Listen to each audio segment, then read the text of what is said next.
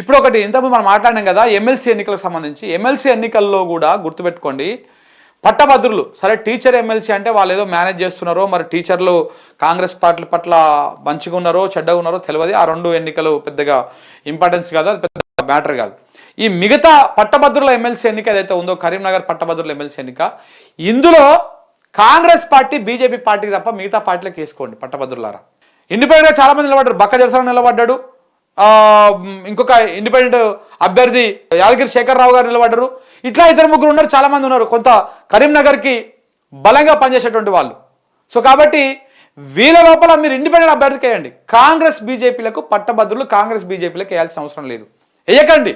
First priority వీళ్ళకి వేయండి, తర్వాత సెకండ్ ప్రియారిటీ. నువ్వు కాంగ్రెస్ పట్టభద్రునివైనా, నువ్వు కాంగ్రెస్ అభిమానివైనా సరే, నువ్వు కాంగ్రెస్ పార్టీకి ఓటేస్తా సెకండ్ ప్రియారిటీ అన్న ఇండిపెండెంట్లకు వేయండి. కాంగ్రెస్ బీజేపీలు గెలిస్తే ఏముండదు, ఉపయోగం ఉండదు. చైతన్యవంతమైన గడ్డ అంటారు కరీంనగర్.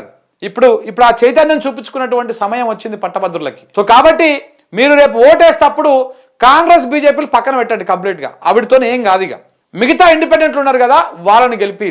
ప్రభుత్వ వ్యతిరేకత ఏ రకంగా ఉందో తెలవాలి మీరు, ఎందుకంటే చదువుకున్న వాళ్ళు కదా, చాలా నాలెడ్జ్ ఉంటుంది మీకు.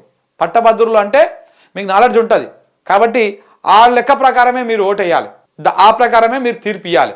చూడాలి మరి ఏం జరగబోతుంది రేపు అనేది.